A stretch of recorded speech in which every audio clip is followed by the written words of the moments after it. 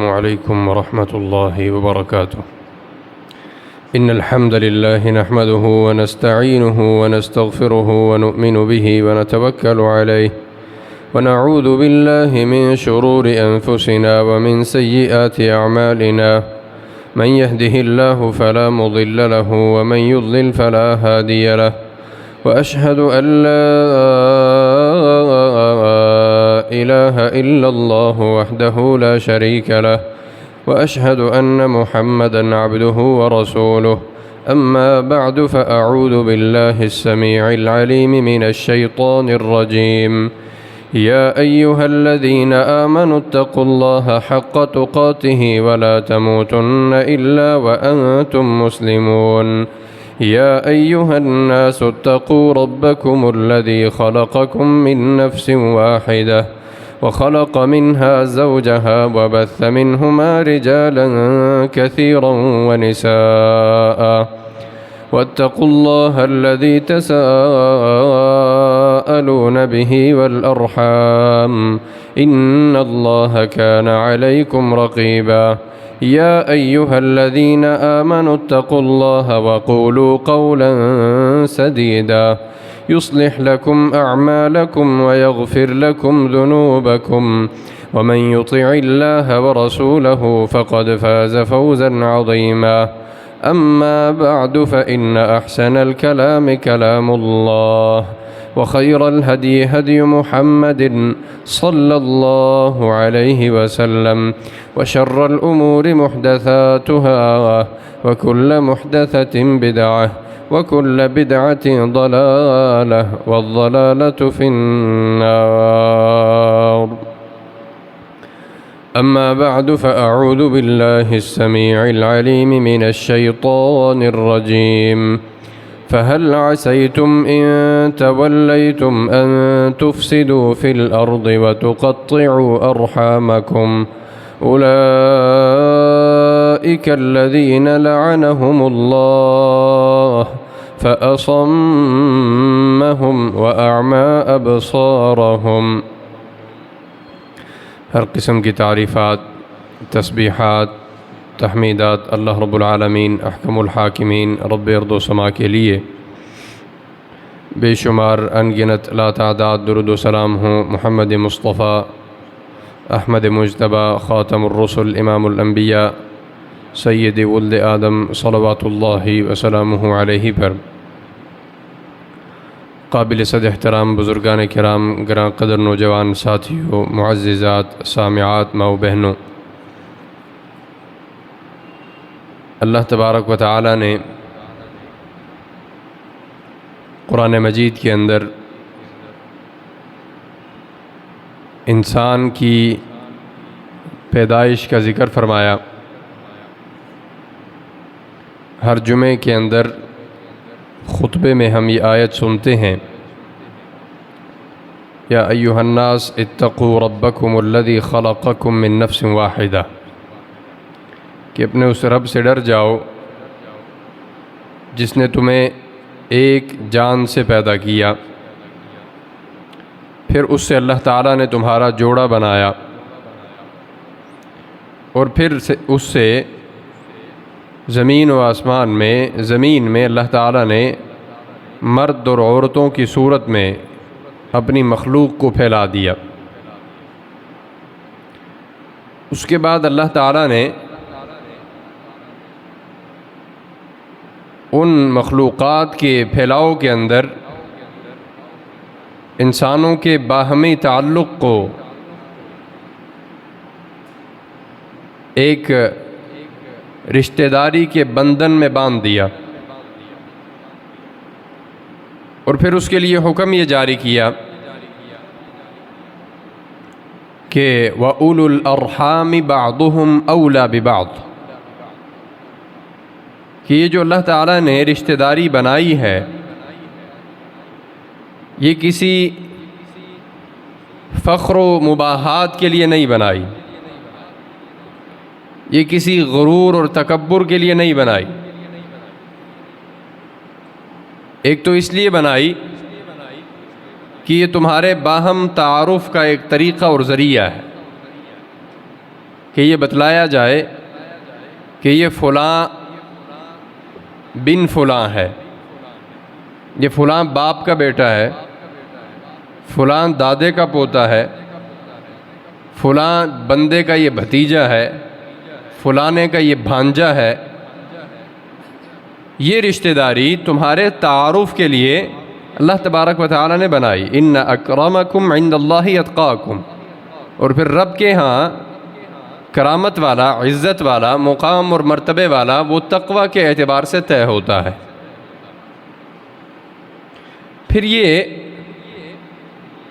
جو رشتہ داری کا بندھن ہے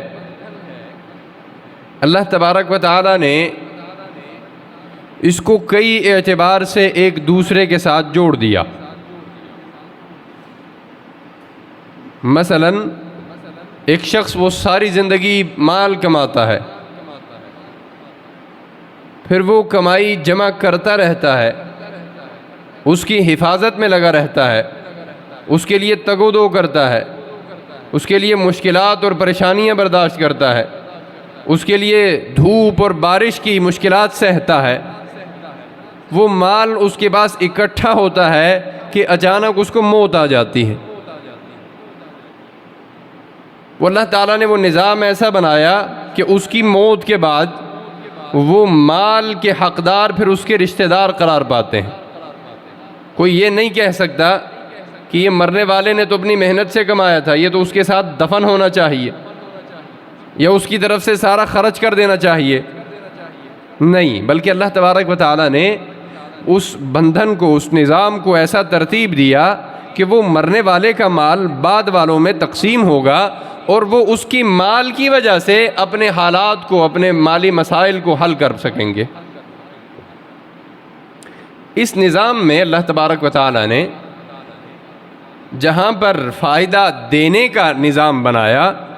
لینے کا نظام بنایا، وہیں پر فائدہ دینے کا بھی بنایا. اور یہ نظام اس لیے قائم کیا گیا کہ اس کے اندر انسان ایک دوسرے کا سہارا بنے، تکالیف ایک دوسرے کی سمجھ سکیں، مسائل ایک دوسرے کے حل کر سکیں، ایک دوسرے کے اپنے ذہنی، جسمانی اور مالی ہر قسم کے مسائل میں مددگار بن سکیں. سو دین اسلام نے اس معاملے کو کئی اعتبار سے بڑی اہمیت سے نوازا. بلکہ اگر نبی مکرم صلی اللہ علیہ وسلم کی احادیث کا جائزہ لیں تو یہ سمجھ آتی ہے کہ اللہ تبارک و تعالیٰ نے ابتدائے تخلیق دنیا سے، کہ جب سے اللہ نے زمین و آسمان بنائے، اپنی مخلوقات کو پیدا کیا، تب سے اللہ تعالیٰ نے اس جذبے کو، اس سوچ کو انسانوں کے اندر برقرار رکھا اور انسانوں کو اس کا پابند بنایا. نبی مکرم صلی اللہ علیہ وسلم کی حدیث ہے، ان اللہ اذا فرغ من خلق آدم، کہ اللہ تعالیٰ جب دنیا کے اندر مخلوقات کو بنانے کے سے فارغ ہوا، قام الرحم، تو رشتہ داری کھڑی ہوئی. وہ ایک انسانی شکل میں اللہ تعالیٰ نے اس کو بیان فرمایا. وہ رشتہ داری اٹھی اور اس نے اللہ تعالیٰ سے یہ مکالمہ کیا، بات کی کہ یا اللہ، وہ بندہ جو مجھے توڑے اس سے اس مقام پر کھڑے ہونے کی تیری پناہ ہے. اللہ تبارک و تعالیٰ نے فرمایا نعم، ہاں، کیا تو اس بات کو پسند کرتی ہے؟ اما ترضینا، کیا تو اس بات کو پسند کرتی ہے کہ جو بندہ دنیا میں تجھے توڑے تو میں بھی اسے توڑ دوں، اور جو تجھے جوڑے میں بھی اسے جوڑ دوں؟ قال بلا، اس نے کہا کیوں نہیں یا رب. تو نبی مکرم صلی اللہ علیہ وسلم نے فرمایا تم قرآن کی یہ آیت پڑھو، فَهَلْ عَسَيْتُمْ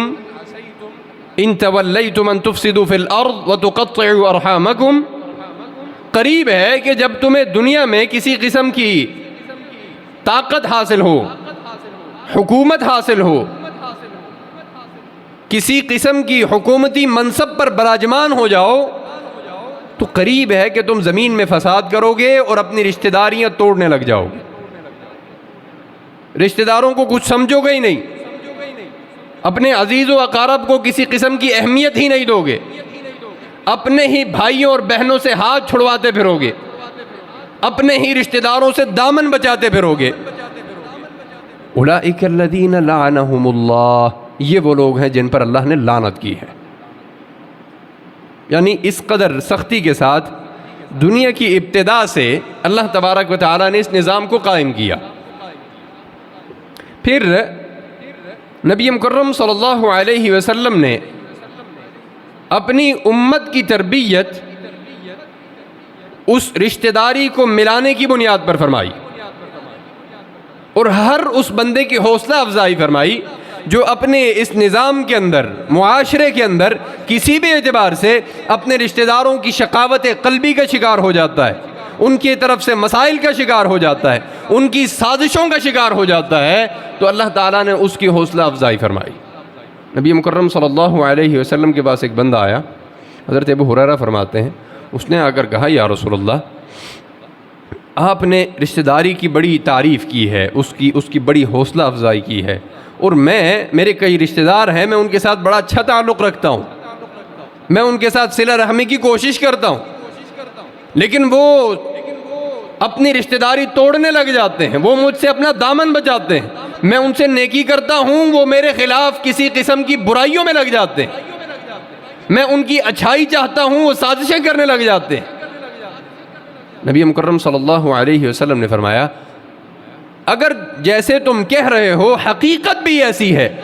کہ تم اپنے رشتہ داروں کے ساتھ اچھے ہو، صلہ رحمی تم کرتے ہو، قطع رحمی وہ کرتے ہیں، اچھائی تم کرتے ہو، اور جواب میں تمہیں برائی ملتی ہے، تو فرمایا یہ یاد رکھو جب تک ایسا ہوتا رہے گا رب کی طرف سے تم پر ایک مددگار ہمیشہ مقرر رہے گا جو تمہاری طرف سے ان لوگوں کو جواب دیتا رہے گا۔ اس لیے یہ حوصلہ افزائی ہے، یہ ایک اس بندے کے لیے جو ہمیشہ ایسا جذبہ رکھتا ہے، کیونکہ اگر انسان اس کے اندر کسی بھی اعتبار سے سستی کا شکار ہو جائے یا وہ اپنا یہ جذبہ بنائے، اپنی طرف سے یہ ڈھٹائی کے ساتھ یہ کام کرے کہ اپنے ہی رشتہ داروں سے پہلو بچانا شروع کرے، تو اللہ کے نبی صلی اللہ علیہ وسلم کی صحیح بخاری کی حدیث ہے لا يدخل الجنت قاطع رحم، ایسا بندہ جو اپنے رشتہ داریوں کو ختم کرنے والا ہے، رشتہ داروں سے ناطے اور تعلق توڑ دینے والا ہے، ایسے بندے کو اللہ تعالیٰ جنت میں داخل نہیں فرمائے گا۔ اور یہ اس قدر بڑی بشارتیں، اس قدر بڑی اس کے لیے اللہ رب العزت کی طرف سے انعامات، یہ کس لیے ہے؟ یہ اس لیے کہ یہ معاملہ ہے ہی اتنا مشکل۔ آپ دیکھتے ہیں کہ ایک ہی گھر میں رہنے والے دو بھائی آپس میں ایسے دشمن ہوتے ہیں جیسے انہوں نے ایک دوسرے کا قتل کرنے کا ٹھان کر دنیا میں جنم لیا ہو، پھر بھی ان میں سے ایک کو دوسرے کے ساتھ اچھائی کرتے ہوئے دیکھا جاتا ہے۔ کئی ایسے لوگ ہیں جو اپنے رشتہ داروں کی سازشوں کا شکار رہتے ہیں، ہمیشہ ان کی طرف سے حسد اور تکبر اور غرور کا شکار رہتے ہیں، لیکن وہ اس کوشش میں لگے رہتے ہیں کہ حالات کو بہتر کیا جائے، آپسی تعلق کو مزید بہتر کیا جائے، لیکن وہ بہتر ہوتے نہیں۔ ایک بندہ جو اپنے معاشرے کے اندر وہ لوگوں کے ساتھ تعلق کی اچھائی میں بڑا معروف ہے، لوگ جانتے ہیں یہ بہت اچھا بندہ ہے، بڑی اچھی سلام دعا کرنے والا ہے، بڑی اچھی گپ شپ کرنے والا ہے، ہر مشکل بندے کی مشکل میں کام آنے والا ہے، ہر تکلیف والے بندے کے ساتھ کھڑا ہوتا ہے، لیکن اپنے ہی گھر میں اپنے ہی بھائیوں کے لیے وہ کسی جانور سے کم نہیں ہوتا، اور اپنی ہی بہنوں کا حق دبا کر ساری زندگی بیٹھا رہتا ہے، اور اپنی رشتہ داری کا اس کو قطعی فرق نہیں پڑتا، لیکن دوستوں کے لیے جیدار ہے، بڑا بہترین دوست ہے، بڑا شاندار آدمی ہے۔ ایسے بندے کے بارے میں آپ کی کیا رائے ہے؟ حضرت میمون بن مہران ایک معروف تابعی ہیں، انہوں نے کہا کہ قال علی عمر بن عبد العزیز، مجھ سے عمر بن عبد العزیز نے یہ کہا کہ اے میمون، زندگی میں ہر قسم کا دوست بنا لینا، ہر قسم کے بندے کے ساتھ اٹھنا بیٹھنا رکھنا، لیکن ایسے بندے کے ساتھ کبھی بھی دوستی نہ گانٹنا، ایسے بندے کو کبھی بھی اپنا ساتھی نہ بنانا، اس کے ساتھ اپنا تعلق نہ بنانا۔ جو بندہ اپنے رشتہ داروں کے ساتھ سخت ہو، رشتہ داری توڑنے والا ہو، قطع تعلقی کرنے والا ہو، اس کو رشتہ داری ملانے کا کسی قسم کی کوئی رغبت نہ ہو، ایسے بندے سے کبھی دوستی مت رکھنا، کیونکہ یہ وہ بندہ ہے جس پر رب نے قرآن میں لعنت کی ہے۔ اور ملعون آدمی سے دوستی رکھ کے انسان کامیاب نہیں ہو سکتا۔ یہ حضرت عبداللہ ابن سلام رضی اللہ تعالیٰ عنہ فرماتے ہیں اسلام کی بنیادی احکامات جب دین اسلام نبی صلی اللہ علیہ وسلم نے اعلان کیا، مکہ میں تقریباً یہی حالات تھے۔ لوگ ایک دوسرے کا منہ دیکھنے کے روادار نہیں تھے، بھائی بھائی کا دشمن ہو جاتا تھا، چھوٹی چھوٹی بات پر قتل و غارت گری کھڑی ہو جاتی۔ حضرت ابو سفیان جو ہرقل کے پاس جب نبی صلی اللہ علیہ وسلم نے پیغام بھیجا تو ابو سفیان اس وقت مسلمان نہیں تھے، ابتدائی اسلام کے دن تھے۔ تو ابو سفیان سے ہرقل نے پوچھا کہ یہ جو تمہارے علاقے میں ایک نبی آیا ہے یہ کیا دعوت دیتا ہے؟ فرمایا یہ دعوت دیتا ہے کہ ان تعبدوا اللہ ولا تشرکوا بہ شیئا، اللہ کی عبادت کرو، اس کے ساتھ کسی کو شریک نہ ٹھہراؤ۔ پھر وہ ہمیں کہتا ہے کہ تم نماز قائم کیا کرو، پھر وہ ہمیں کہتا ہے کہ پاک دامنی اپناؤ اور آپس میں رشتہ داریوں کو ملاؤ۔ یہ اسلام کے بنیادی احکامات ہیں۔ حضرت عبداللہ بن سلام رضی اللہ تعالیٰ عنہ پہلے یہودی عالم تھے، فرماتے ہیں کہ ایک دن میں مدینے میں اپنے کام میں مصروف تھا، لوگ مدینہ میں اللہ کے نبی کی آمد کے انتظار میں تھے۔ نبی صلی اللہ علیہ وسلم مکہ سے ہجرت کر کے نکل آئے تو انتظار تھا لوگوں کو کہ ابھی اللہ کے نبی آ رہے ہیں۔ لوگ روزانہ جاتے، درختوں پر چڑھ کر دور صحرا میں نظر دوڑاتے، اور جب ان کو آثار نظر نہ آتے تو وہ واپس اپنے گھروں کو چلے جاتے۔ ایک دن ایک بندے کو جب اللہ کے نبی کا قافلہ نظر آیا، اس نے اعلان کیا، لوگ جوق در جوق دوڑ دوڑ کر آئے نبی صلی اللہ علیہ وسلم کی زیارت کو۔ فرماتے ہیں میں بھی اس جھمگٹے میں، اس لوگوں کے مجمع کے ساتھ میں بھی آ گیا۔ جب میں اللہ کے نبی کے حضور حاضر ہوا، آپ ایک جگہ پر بیٹھے ہوئے تھے، میری نظر آپ کے چہرے پر پڑی تو سب سے پہلی سوچ جو میرے دل میں آئی وہ یہ تھی کہ یہ اس بندے کا چہرہ ہے جو کبھی بھی جھوٹ نہیں بول سکتا۔ اتنا شاندار، اتنا چہرہ دمکتا ہوا، اتنا خوبصورت کہ جس کے بارے میں حضرت عبداللہ بن جابر نے فرمایا کہ اللہ کے نبی ایک دن اپنے گھر سے نکلے، آپ نے خوبصورت لباس پہنا ہوا تھا، میں آپ کے چہرے کو دیکھتا تھا، پھر چاند کو دیکھتا تھا، اور پھر یہ اپنی طرف سے اندازہ لگاتا تھا کہ اللہ کے نبی کا چہرہ خوبصورت ہے یا چاند خوبصورت ہے۔ بالآخر میں اس نتیجے پر پہنچا کہ یہ وہ چہرہ ہے جو چاند سے بھی زیادہ خوبصورت ہے، جس کو رب نے اس کی منشا کے مطابق بنایا ہے۔ وہ چہرہ حضرت عبداللہ بن سلام نے دیکھا، فرماتے ہیں میری پہلی سوچ یہ پیدا ہوئی کہ یہ کبھی بھی جھوٹے بندے کا چہرہ نہیں ہو سکتا۔ پھر اللہ کے نبی کی زبان مبارک سے جو میں نے پہلی باتیں سنی وہ یہ تھیں، یا ایھا الناس، اے لوگو، افشوا السلام، سلام کو عام کرو، ایک دوسرے سے سلام کیا کرو، وَأَطْعِمُوا الطَّعَامَ، اور ایک دوسرے کو کھانے کھلایا کرو، اور تیسری بات آپ نے کہی وَصِلُوا الْأَرْحَامَ، اور ایک دوسرے کی رشتہ داریوں کو ملاؤ، وَصَلُّوا بِاللَّيْلِ وَالنَّاسُ نِيَامٌ، اور راتوں کو اس وقت کھڑے ہو کر نماز پڑھو جب لوگ سو رہے ہوں، تَدْخُلُوا الْجَنَّةَ بِسَلام، میں محمد رسول اللہ صلی اللہ علیہ وسلم تمہیں اس بات کی گارنٹی دیتا ہوں کہ تم جنت میں سلامتی کے ساتھ داخل ہو جاؤ گے۔ دنیا میں انسان کوئی گناہ کرے تو اس گناہ کی سزا یا دنیا میں ملتی ہے یا پھر اس کی آخرت میں ملتی ہے، لیکن نبی مکرم صلی اللہ علیہ وسلم کی حدیث ہے، ما من ذنب اجدر ان يعجل اللہ العقوبۃ فی الدنیا، دنیا میں کوئی ایسا گناہ نہیں ہے جس کی اللہ تعالیٰ بندے کو دنیا میں سزا دینے کے بعد آخرت میں بھی اس کی سزا کو برقرار رکھے، سوائے دو گناہوں کے، البغی، کسی پر ظلم کرنا، زیادتی کرنا، اس کا حق کھا جانا، اور دوسری کسی رشتہ دار کے ساتھ اپنے تعلق اور ناطے کو توڑ دینا۔ انسان کسی رشتہ دار کے ساتھ اپنے اس تعلق کی خرابی کی اس کی بنیاد وجہ کیا ہوتی ہے؟ حسد، سب سے پہلی وجہ، سب سے بڑی وجہ۔ حسد اس کو یہ ہوتا ہے کہ یہ اس کو کیسے مل گیا، اس کا تو حقدار میں تھا، اس سے زیادہ پڑھا لکھا میں تھا، اس سے زیادہ محنت میں نے کی ہے۔ چھوٹے بھائی کو بڑے سے اس بات پر حسد ہوتا ہے، بڑے کو چھوٹے سے اس بات پر حسد ہوتا ہے، بھائیوں کو بہنوں سے، بہنوں کو بھائیوں سے، دیگر رشتہ داروں کو ایک دوسرے سے، اس بنیاد پر کہ یہ کیوں ترقی کر گیا، میں کیوں کامیاب نہیں ہو سکا۔ یہ رویہ اہل مکہ کا اللہ کے نبی صلی اللہ علیہ وسلم کے بارے میں تھا۔ اللہ تعالیٰ نے قرآن میں فرمایا کہ جب اللہ کے نبی صلی اللہ علیہ وسلم نے دعوت دی، لوگوں کو کہا کہ مجھ پر قرآن نازل ہوا ہے اور قرآن سے بڑھ کر کوئی معتبر کتاب نہیں ہے، اللہ کی سب سے آخری کتاب ہے اور قیامت تک رب کی حفاظت میں ہے۔ انہوں نے کیا کہا؟ وَقَالُوا لَوْلَا نُزِّلَ هَذَا الْقُرْآنُ عَلَى رَجُلٍ مِّنَ الْقَرْيَتَيْنِ عَظِيمٍ۔ اچھا محمد تم کہتے ہو تم پر قرآن نازل ہوا ہے، ہم اس لیے اس کو نہیں مانتے کہ اگر یہ اتنی بڑی کتاب تھی تو مکے میں اللہ کو صرف نعوذ باللہ تم ملے تھے۔ اس مکے کے اندر، مکے اور طائف کے سب سے بڑی ہستیاں ولید بن مغیرہ، عروہ بن مسعود ثقفی، یہ ان پر قرآن نازل ہونا چاہیے تھا، تم پر کیوں ہو گیا؟ ان کو اس بات کا حسد تھا۔ اور دنیا میں پہلا زمینی قتل بھی ان دو بھائیوں میں ہوا جو باہم حسد رکھتے تھے۔ اللہ تعالیٰ نے حضرت آدم علیہ السلام کے پہلے دو بیٹوں کا ذکر کیا،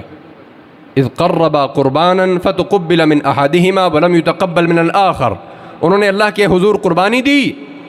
ایک کی قبول ہو گئی، دوسرے کی نہیں قبول ہوئی۔ پچھلی امتوں کے اندر قربانی کی قبولیت کا طریقہ یہ تھا کہ وہ قربانی کر دیتے، آسمان سے ایک آگ آتی اور اگر وہ قبول ہونی ہوتی تو وہ آگ اس قربانی کو کھا لیتی۔ اس کا مطلب یہ ہوتا کہ اللہ نے وہ قربانی قبول کر لی۔ تو ایک کی قبول ہوئی، دوسرے کی نہیں ہوئی۔ دوسرے کو اس بات پر حسد ہوا اور اس حسد کی بنا پہ اس نے اپنے ہی بھائی کو اپنے ہی ہاتھوں قتل کر دیا۔ یہ حسد کی بنیاد سب سے پہلے رشتہ داروں میں پیدا ہوئی اور قتل کی بھی بنیاد رشتہ داروں میں پیدا ہوئی کہ انسان اپنے رشتہ دار کی کامیابی کو اس کو ہضم ہی نہیں کر سکا۔ کچھ برس قبل لاہور میں ایک مسجد میں نے جمعہ پڑھایا، نماز کے بعد مسجد کے بزرگ تشریف فرما تھے، تو وہ مسجد کے ایک بزرگ نے ایک کسی بڑے عالم کا ذکر کیا، معروف عالم تھے، ذکر کر کے کہنے لگے کہ اس کا تذکرہ چل نکلا تو اس بزرگ نے کہا کہ میں اس کو عالم نہیں سمجھتا،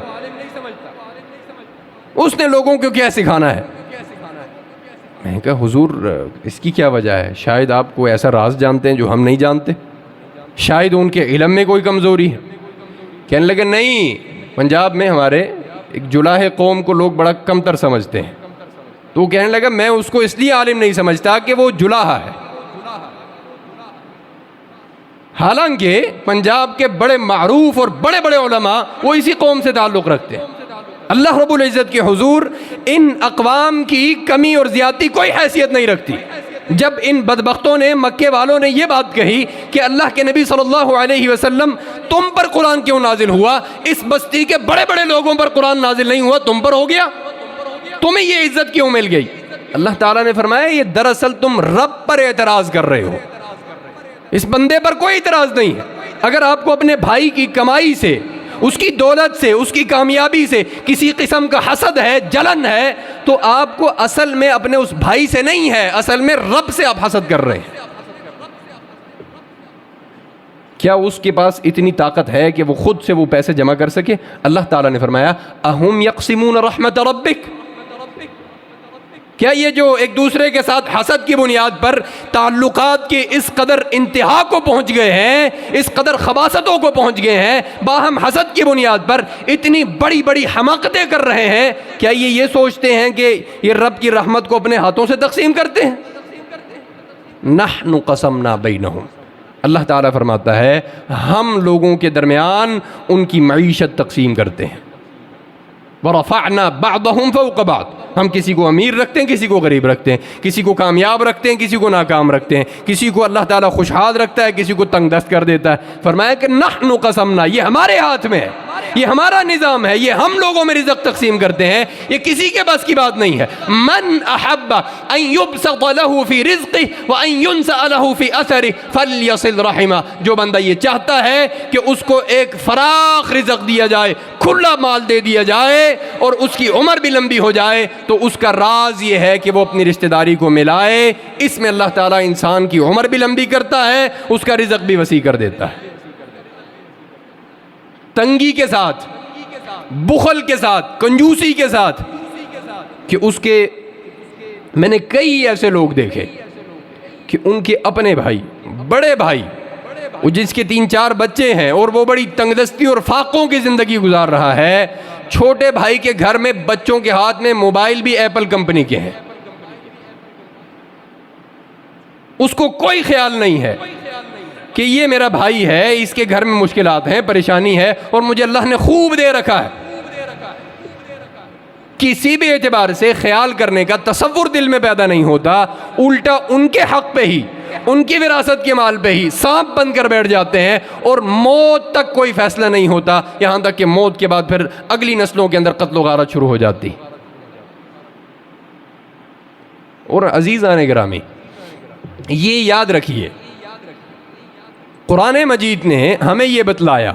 کہ اگر کوئی بندہ اس طرح کی سازشوں کا شکار ہو جائے،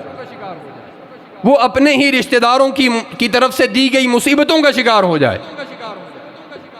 تو یہ یاد رکھیے کہ دوسروں کی کامیابی پر خوش نہ ہو کر، ان کے حق مار کر، ان کے خلاف سازشیں کر کے، انہی کے مال کو ہڑپ کر کے انسان یہ سمجھے کہ میں بڑا کامیاب ہو جاؤں گا، کامیابی پھر ایسے بندے کو نہیں ملتی۔ اس لیے کسی کی سازشوں سے کبھی بھی گھبرانا نہیں ہے، کسی کی طرف سے دی گئی تکلیفوں پہ حد سے زیادہ پریشان نہیں ہونا ہے، ہر معاملے کو رب کے سپرد کرنا ہے اور اپنی طرف سے اس رشتہ داری کو بچانے کی کوشش کیے رکھنی ہے۔ قرآن مجید میں اللہ تعالیٰ نے حضرت یوسف علیہ السلام کا قصہ بیان کیا، اس کی بنیاد یہ حسد تھی، بھائیوں کے درمیان حسد ہے۔ حضرت یوسف کی اللہ اپنے والد سے محبت ان کو قبول نہیں تھی، اللہ تعالیٰ نے قرآن مجید میں ذکر کیا، لَقَدْ كَانَ فِي يُوسُفَ وَإِخْوَتِهِ آيَاتٌ لِلسَّائِلِينَ اِذْ قَالُوا لَيُوسُفُ وَأَخُوهُ أَحَبُّ إِلَىٰ أَبِينَا مِنَّا۔ حضرت یوسف اور ان کے بھائی یہ الگ ماں سے تھے، اور باقی یہ 10-11 بھائی دوسری ماں سے تھے، والد ان کا ایک تھا، لیکن والد کو حضرت یوسف اور ان کے بھائی سے زیادہ محبت تھی۔ اب یہ بھائیوں کے پورے گروپ نے انہوں نے بیٹھ کر یہ کہا کہ یہ یوسف کے ساتھ اتنی محبت ہے ہمارے ابا کو اور ہمارے ساتھ نہیں ہے، اس کا کوئی حل نکالنا پڑے گا۔ حل کیا ہے؟ اقتلوا یوسف۔ حل یہ ہے یا یوسف کو قتل کر دیتے ہیں، یا پھر اس کو کسی ایسی زمین میں پھینک آتے ہیں جہاں سے پھر یہ مڑ کر نہ آئے اور پھر ہمارا والد ہم سے مجبوراً محبت کرنے لگے۔ اور انہوں نے عملی طور پر یہ کیا کہ اپنے ہی بھائی کو گھسیٹ کر دن کی روشنی کے اندر گھسیٹتے ہوئے ایک اندھے کنویں میں پھینک دیا، اور پھر وہ خوشی خوشی واپس اپنے باپ کے پاس چلے گئے کہ اب ساری زندگی باپ ہم سے محبت کرے گا، کیونکہ اس سے اس کے محبت کا بہانہ پیدا ہو گیا۔ اب یوسف باقی نہیں رہا، یوسف کو اللہ رب العزت نے اس کنویں کے اندر فرما دیا لَتُنَبِّئَنَّهُمْ بِأَمْرِهِمْ هَذَا، ان قریب ایک ایسا وقت آئے گا تم اپنے بھائیوں کو بتلاؤ گے کہ انہوں نے تمہارے ساتھ کیا کیا ہے۔ اور پھر کیا ہوا؟ وہ یوسف اس اندھے کنویں سے نکالا گیا، اور اللہ تعالیٰ نے سفر طے کرتے ہوئے اس کو مصر کے تخت پر بٹھا دیا اور مصر کا بادشاہ بنا دیا۔ وہ بھائی چلتے ہوئے آئے، یوسف کو پہچانتے نہیں تھے، بڑے مجبور تھے، فاقوں کی زندگی گزار رہے تھے،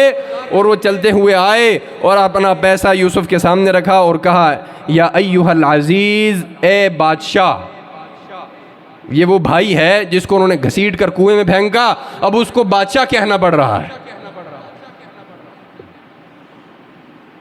مسنا واهلنا الضر وجئنا ببضاعة مزجاة فاوف لنا الكيل وتصدق علينا، ہم تھوڑی سی قیمت لے کر آئے ہیں، یہ قیمت ہم سے لے لو، اس کے بدلے میں ہمیں مال دے دو، وتصدق علينا، اور پھر ہم پہ صدقہ بھی کرو۔ اپنے ہی اس بھائی سے صدقہ مانگ رہے ہیں۔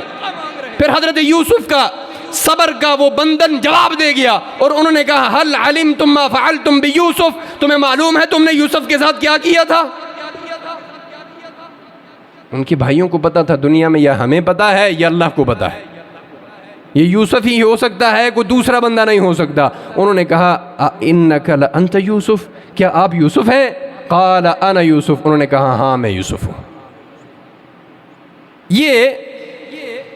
یہ واقعہ کیا بتلاتا ہے؟ وہ یہ بتلاتا ہے کہ انسان کے رشتہ دار، اس کے مصاحبین، اس کے ارد گرد کے لوگ اس کے خلاف جتنی مرضی سازشیں کریں، اگر انسان کا رب سے تعلق مضبوط ہے اور اللہ رب العزت کے احکامات کے تحت اس کی لعنت سے بچتے ہوئے انسان اپنے انہی رشتہ داروں کے ساتھ بہت اچھے طریقے سے چلتا ہے، تو اللہ رب العزت اس کو اپنی رحمت کی ایسی لپیٹ میں لیتا ہے کہ وہی رشتہ دار اس کے سامنے ہاتھ پھیلائے کھڑے ہوئے ہوتے ہیں، اس کی رحمت کے محتاج ہوتے ہیں، اس کے مال کے محتاج ہوتے ہیں، اسی کے قدم اور اقدام کے محتاج ہوتے ہیں، پھر اسی کے سامنے ہاتھ پھیلائے ہوئے ہوتے ہیں۔ جس طرح یوسف کے بھائی اس کے سامنے کھڑے ہوئے تو یوسف نے فرمایا لا تثریب علیکم اليوم، جاؤ تم پر کوئی ملامت نہیں، میں نے تمہیں معاف کیا۔